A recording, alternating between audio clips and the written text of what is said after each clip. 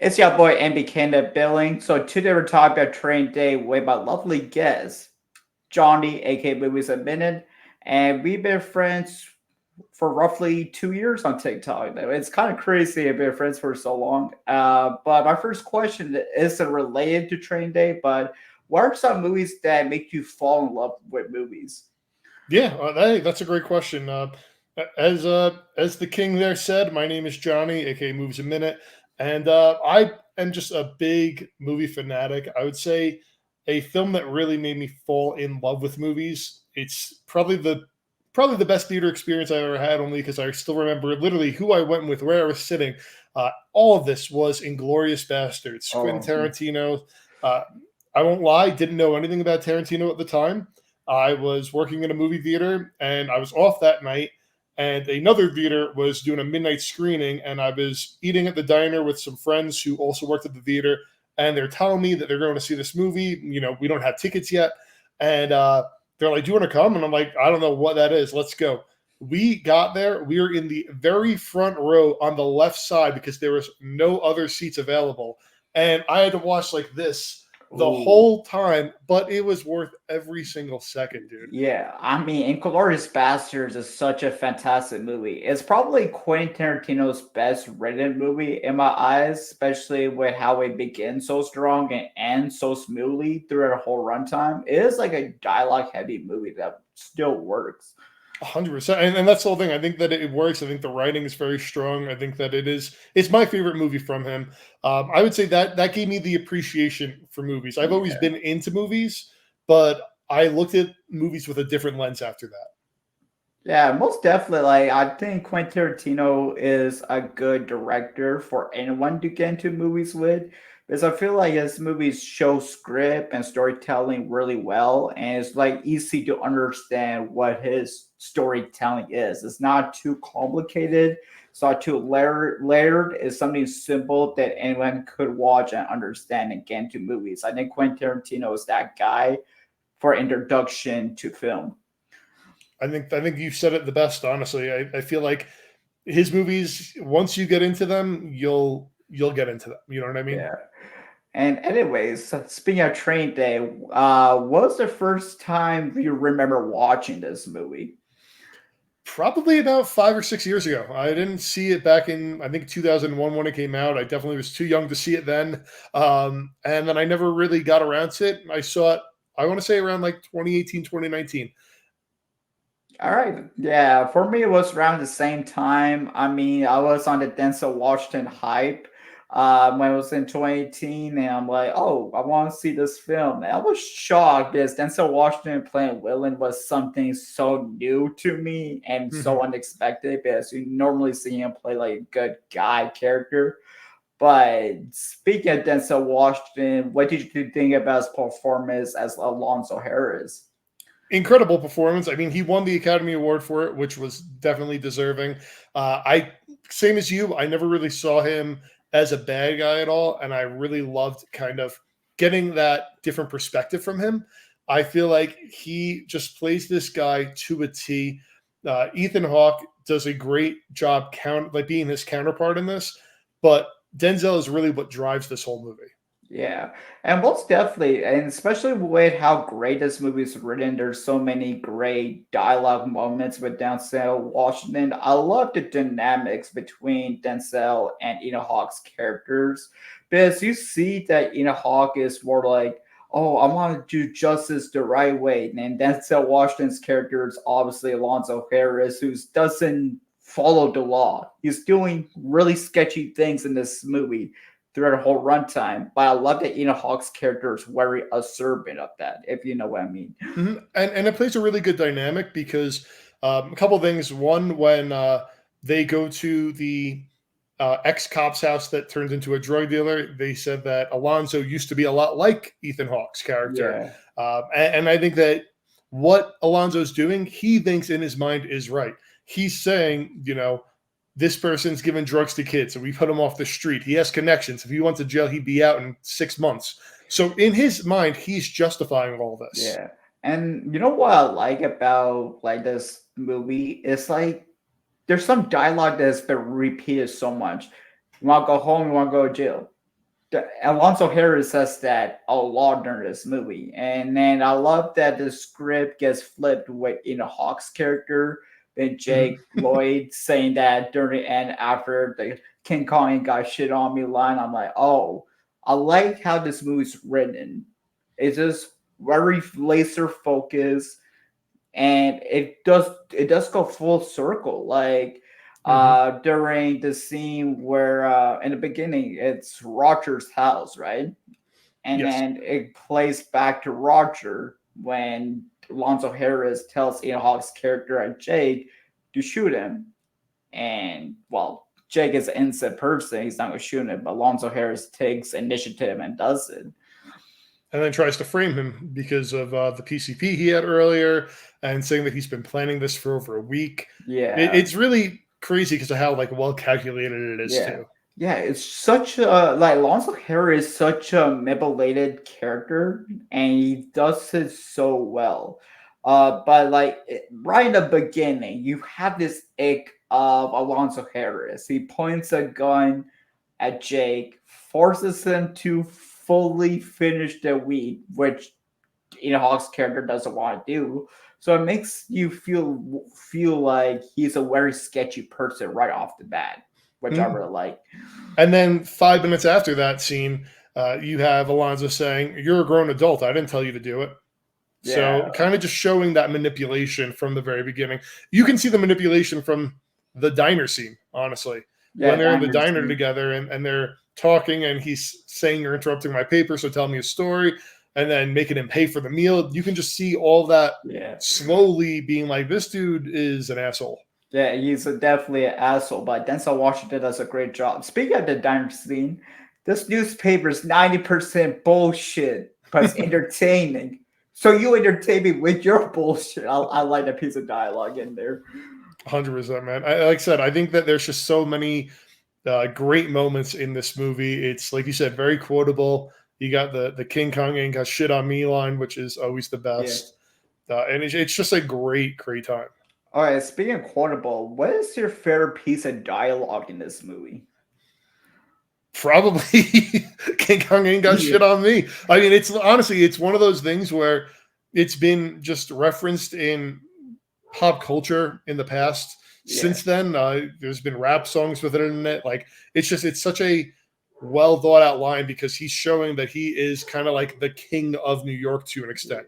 Yeah, but like he's a king that lost all his representation in the hood, especially Hmm. with well, they talk about a little bit about the Russians, but the Russians eventually did catch up to Alonso Harris. But I love that line King Kong ain't got shit on me because it's so like it's so influential to the culture and it does so much for it in the same time. Hmm. That I mean, and then just because it's a funny line in the moment before you understand what's happening, but getting your shit pushed in. Oh yeah, yeah, that was such a killer line too. But I like the newspaper line that I said earlier because Yeah. I feel like that was pretty meat on as well, and there's something really great about it. Um, so my next question is, what are like some of your favorite scenes from this movie? Yeah, I mean, again, this is one of those movies that have a lot of them. Diner Scene, which we just talked about. I like the kind of how everything goes full circle, like you said. I think when they go back to Richard's house, when they find out that he is the one that is dealing the drugs to the kids.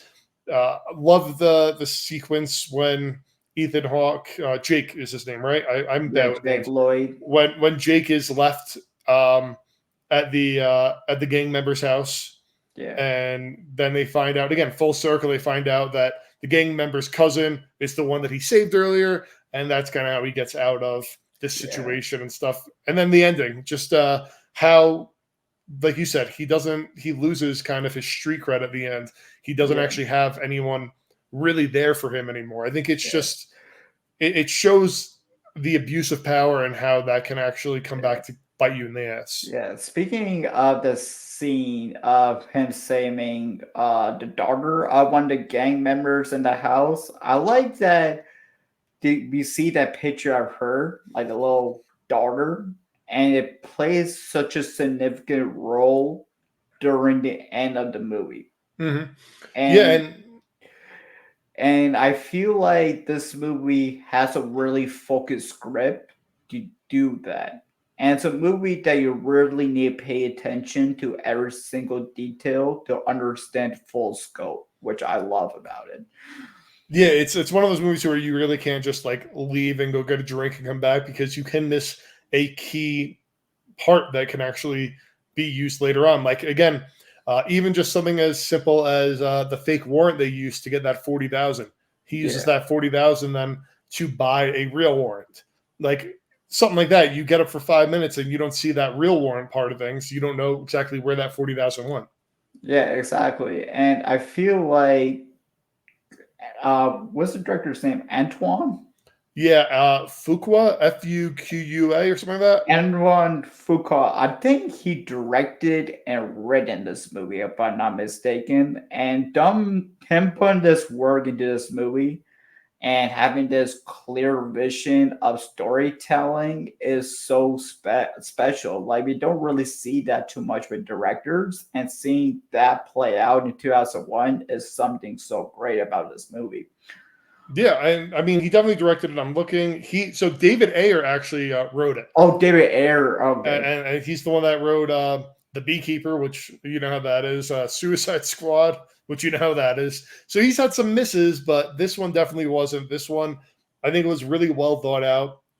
We already said it won the best acting award for Denzel. Didn't really have anything else going for it besides acting and supporting actor, though. Yeah. Oh, I didn't know David Ayer written this one, but David Ayer, this got to be his best script that is written. Like, Most likely, I have to look at what else he's written in the past, but this is definitely up there. yeah. And I also really like that element of Alonzo Harris telling Hawk's character Jake, it's like, don't talk about your family, take off the wedding ring, you could get killed. I'm like, okay. Like, doesn't kind of feel like that Alonzo Harris has a little bit of respect for Jake, like a tiny bit of respect. Yeah, I think there. So I think that's where again this movie is one of those things where you see and learn more on a second, third watching. Because I do think that he does have that respect. I think he is genuine when he says later on to Jake, you know, these guys are just goons, pretty much. You can actually be a leader here. If he actually took that money, I think that things would have played out differently. He wouldn't have, as you see, when Jake's going back to the car, he's on the phone. He's on the phone with the gang member saying, "Get the tub ready," meaning like get ready to kill this guy.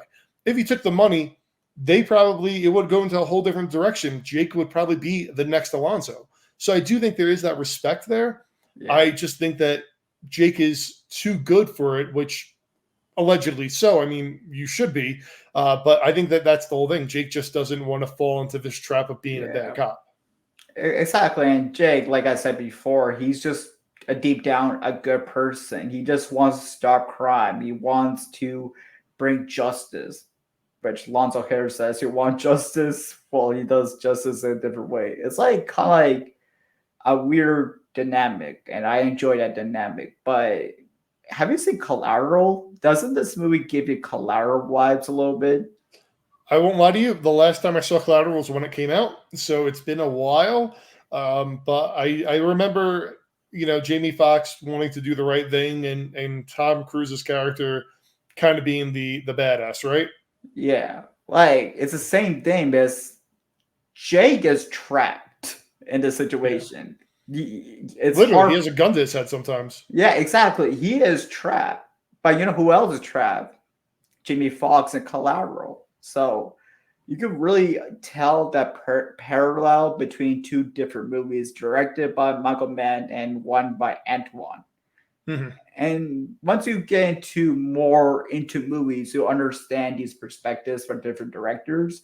But yeah, there's some things a little bit similar, and you see that nowadays. It just opens your mind a bit more. Yeah, I'd say that, you know, that's the nice thing with just movies in general. You'll see that there's different tropes that play out sometimes in similar kind of movies, but then it's always cool to see where those things diverge. So again, I don't fully remember Collateral, but I know it has a similar dynamic, but it probably ends pretty differently than this one Yeah. does. And my next question is, in your opinion, what's the most impressive scene in this film? Most impressive scene. I'm like playing the movie in my head to figure out what the most impressive would be. Um, I'd say the most impressive because again, I think it shows that the calculation is there, that Antoine is very smart, too smart sometimes, is when they go back to Richard's house with the other four guys. I think that it's that they kill him, they find his stash, they talk about how it's 3 million instead of 4 million. One of the guys volunteers to get shot. Oh I think yeah, that that scene itself just kind of boils down everything that the movie has started uh, that it started with. It's just boiling it all down into that one moment. yeah. I actually really like that scene a lot, but I think the most impressive thing is majority of this movie is Alonso driving and talking to Inahawk and Mhm. having that piece of dialogue and back to forth being so engaging comes from David Ayer's great script. And I think that's super impressive to capture your attention. Because there's a lot of movies that try to do that, but they're not engaging enough to have you hook into it. But David Ayer does a great job of doing that. But you gotta give the credits to Denzel Washington and Eda Hawk's chemistry to get on screen because it was just excellent during it. 100%. I mean, yeah, I was going to say the chemistry is the strongest thing about this movie because, again, as much as you want to hate Denzel because of this role, he just plays it so well that you really can't hate him, and you kind of want to see where he's going next. If he actually is a good guy doing shady things, or if he is just a dirty cop, Yeah. and you got to really see how this dynamic plays out throughout the whole scene. Yeah. And well, like this is probably my favorite Denzel Washington performance because I think every time he shows up, he shows his dominance right off the Hmm. bat, and he doesn't lose that dominance. He just continues to play this character in such an excellent, perspired way, and you really buy into his character, Alonso Harris. This isn't you don't see him play Denzel Washington. Yeah. This is Alonso Harris. Yeah, I would say it's up there as one of my favorite performances. Yeah. Only other film that I think I had to give it a rewatch to see which one I like more performance wise, but Hurricane. Really loved him Hurricane. in Hurricane. Yeah, that's a great one. But you know what I love about this movie? In the beginning, Dr. Dre's song with Snoop Dogg was playing in the background, And and then then later on we see Snoop Dogg and Dr. Dre. and Dr. Dre. Exactly. I was that intentional? Like they did that, or Most likely, I mean, also keep in mind this is taking place in LA, where Dre and Snoop were definitely big in the late '80s, early '90s. yeah, They could have done like a Tupac song to make it a little different, I guess, but I think that's kind of one of those like meta things where like you hear the song and then now I was watching, I'm like, oh shit, Snoop, and then I saw the other officers and I'm like, that dude looks and sounds like Dre. I'm like, but I feel like it's not Dre. That'd just be like too coincidental. So I had to look it up and it was him. yeah. That's what I'm saying. Like I like that. It's like a little foreshadow for like like a cameo of these two iconic rappers. So it means it shows that this director cares about this culture so much to put Mhm. them in there. But they did Snoop Dogg so dirty, man. Like Alonso Harris gets a pen and makes him throw up some drugs. I'm like, dang. And Alonzo kind of alludes to that later on, saying, How do you think he got in that wheelchair?" Saying that he might have put him there in the past. Yeah. And then I love that piece of dialogue's like, oh, you had to collect that evidence. Yeah, you know, and he's like, it's "Fuck like, that." And also speaking about just like other appearances, I really love that this is kind of early roles for some other actors as well. This is Eva Mendez's, I think, second film. yeah, This was Terry Cruz's second film. man. Um, so Terry, like seeing them Terry, in these small roles. yeah, Terry Crews. excellent silence actor, bro. Like he was like, Yeah. But like still though, like, hey, he you was know, you like, start in something like this and then you slowly build your roles up, and now he's been in like over 100 things. but you're a fan of Breaking Bad, right? Yes, sir. Who's the actor who played Tuco? He was in this. Um, Let me see. I'm trying to think of it. I was gonna say I like that Noel Guglielmi was in it too, the one that plays Hector in the Fast and Furious Oh movies. yeah. Oh, Raymond Cruz. There he is. That's him. Right, right, right. When I first saw him, I'm like, oh my god, Tuco! I love that guy. And the crazy thing is, he is crazy, batshit crazy in Training Day, and he's Yeah, the exact same way in Breaking Bad. he's typecasted. Yeah, it's typecasted, I guess, but I must say, I'm guessing like the Breaking Bad showrunner saw Training Day, saw his performance, like, okay, we go play, make him this villain, play Tuco. I'm like, do something iconic with it. Oh, definitely. And that thank you, by the way, because I saw him in this, and again, I know who Noel is because I'm a big fan of the Fast and Furious movies, and because he plays Hector in like 90% Yeah, of his films. So I saw him, and I'm like, who is that other dude? He looks so familiar. That's where he's from, Breaking Bad. yeah, and it's just such a great way to see like this movie was made in 2001 and seeing how big Denzel Washington is now, how big Ethan Hawke is, how big Terry Crews is, where it's like small, silent, angry Yeah. cameo. Well, I think for at least for Denzel, I think he was decently big in the '90s. I don't know about Hawk. I know Hawk had he was in like the Before Sunset movie, Yeah, but I don't know what else he really was in. But I think they were both decently named stars by then. yeah, but like I must say, this movie probably did help their careers a lot, especially with how well received it was when it first came out. Do you think? Yeah, I mean, since they both were nominated, Ethan Hawke was nominated, didn't win. Denzel was nominated and won. Whenever you get an Academy Award, unless you really fall off somehow, because that's happened a few times as well, Yeah, usually it will help your career. So after this, and also Denzel's worked with Antoine multiple times since then. Antoine's also the one that does the Equalizer yeah, series. So they've worked together. I think Magnificent Seven is also him. So I think they feed off each other really well. I think that they collab a good amount. yeah. And I feel like this movie, like, really captured their talent really well. It really showcased their range ability of acting. Because like Alonso Harris, he just switches from being this absolute menace and then to be like, oh, caring to Jake allegedly, and then Mhm. in the end being this emotional character trying to get out of this situation in the hood.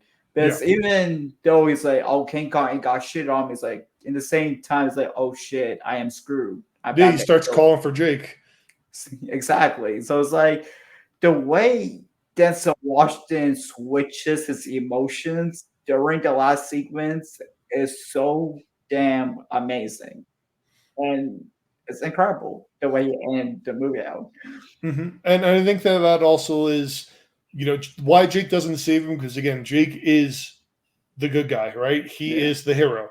The reason Jake doesn't save him is because he's got burned by Alonso already like 2, 3 times. exactly. There's no reason to save him after all that.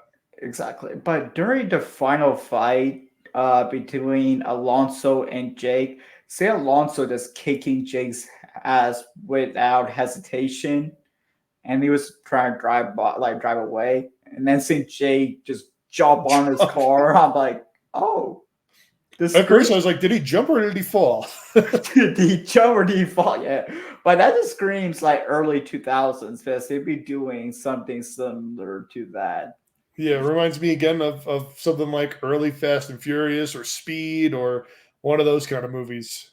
Yeah, Mission but Impossible. yeah, Mission Impossible. I'm like, when did this movie turn to this like stun movie out? It does get a little bit not I wouldn't say out of the realm of possibility because again that can technically happen, but it does get a little bit far fetched from everything else that has happened at that point. Yeah, I definitely think that way, but I also like the humanity Jake has with Lonzo Harris. Is that his wife, son? So that's one of his mistresses, but that is his son. Son, yeah. The way that scene is like, do you have a good hiding spot? And just puts in the closet. I'm like, okay, that this character Jay is like a wholesome human being that has a lot of humanity in him to take Mhm. care of But him. but he's also badass because he's going into that territory, which is very dangerous for somebody like him to go into. Yeah, exactly. And then you see Alonzo Harris. He pointed a gun at a child in this movie too. Like Mhm. Alonzo Harris is far away from humanity. He doesn't see it now. Not anymore, and that's where they kind of said, reminds me of you when you were a rookie or whatever it was, because he used to be a good guy. He Yeah. used to actually have morals and values, and you can just see as he goes into this that it's really has drained from him. He's been a changed man. Yeah, exactly. And I must say, it has to be his experience. Maybe like we don't fully know what happened between him and the Russians to have a full scope. That's kind of a mystery of it. But I must say, he must have went through something really dramatic to have that change happen to him. The only thing I know with the Russians, I know they kind of explain he's in Vegas. He gets into an altercation with one of them. Yeah, That Russian insults him and he beats the man to death. He yeah, thought it was just some random dude, and it turns out to be a dude with a lot of connections. yeah. So I must say, maybe that was his turning point of becoming this really manipulated, bad person. I it, I think yes and no because it does seem with his other crew guys, it does seem like they've done this before. They talk about taking cuts and they talk about playing the playbook of how everything went down and how they're going to tell their story. So it seems like they've done this multiple times in the past. Yeah. Definitely think that I think that too, and especially if you keep doing it and keep doing it, eventually it's going to lead up to a darker path. Yeah, and eventually it's most likely going to bite you in the ass. Yeah, exactly. Karma. 100%. That's what happened to Denzel. I mean, Alonso Harris. Yeah. I mean, that's the thing. I mean, at the end, even his own not crew, but I guess his own neighborhood wouldn't stick up for him. Yeah, They saw that exactly. he's a slimy cop who isn't really there for anybody except for his own best interest. He doesn't care about the community. He doesn't care about his people. Nothing. Yeah, he's definitely a very selfish character. We definitely see that in this movie. But like Denzel Washington is like so weird because you want to root for this guy because Denzel Washington is probably the most one of the most likable people in Hollywood. Hmm. But it's like, oh dang, he's playing such a bad character. It's like, oh, how can I root for this guy? Because you can realistically root for Lonzo Harris, because he's just doing shady things. And I believe that's why. And again, I think this is where I think Antoine is a really good director with this. I think the screenplay is really good with this. I think that's why even with the phone call in the very beginning, he just hangs up. He says, "Meet me at this coffee shop at 10 o'clock," whatever it might be. I think it just kind of shows that. It shows, hey, the person that you're going to see next isn't going to be the best guy. Yeah, it's still Denzel, but it's not the Denzel you know. Yeah, and I like that. It's like a little like I want to say a little bit of foreshadowing with the phone call to see Mhm. what to expect. And like this movie has little bits and pieces of foreshadowing because in the first conversation they talk about the Russians. That scene where the girl was getting assaulted and Mhm. attacked by these people. The little picture of hers foreshadowed that to the end. Um, Again, what's his name again? Not Richard. Is it Richard? Richard's the drug dealer, if Yeah, that's what you're talking Richard, a about. drug dealer. Denzel, Hawk's character have a conversation when Hawk was high, and then that conversation. Oh, it was Roger. It was Roger. I got it now. Roger. Oh, we've been saying Richard. Roger. Yeah. Roger, Richard, whatever. That leads back to the end when Roger was a shady person as well, hiding $4 million. Mhm. So like we talked about this before, but the foreshadowing is so clear and it just so great in this movie. This movie is a masterpiece in my opinion. Masterclass in storytelling. Masterclass in storytelling, 100%. One other foreshadowing that I love that I was waiting to see if you'd mention it. I love it when they leave the diner and he tells Jake, grab that menu for me. And then he uses that menu as the fake warrant when he Oh goes into the house. yeah. Yeah, I didn't catch that at first. I'm like, oh, Yeah, no, again, I think that this is definitely one of the most well told stories. I think that, like you said, it's a masterclass in storytelling because of all these different multi layered pieces. And that's what I always love with movies. I love the story of it, seeing how something that happened at point A will actually make sense at point F. You know what I mean? yeah, exactly. And I think my last question to cap it off is, um, what would you rate this movie? Like, if you have a rating for it. Yeah, so I do it out of 10. I don't know if you do it out of 5 or 10, but for me, this is definitely up there. This is going to be like a 9.5 out of 10. I'm Yeah. not giving it a full 10. I do think that there's small little things here and there, little nitpicks that I probably would change. But overall, it's a very solid movie. Fantastic acting from both of our leads. There's so much going on in this movie that you got to pay attention to. I haven't, at that point, I didn't know that Antoine directed Equalizer or Magnificent Seven and like that. But his directing style in this movie is incredible. Like we said, maybe David Ayer's best script, Yeah. especially with the garbage that he's written recently. So everything is just really solid there. It's definitely a 9.5. Yeah. And I have to give this one a 10.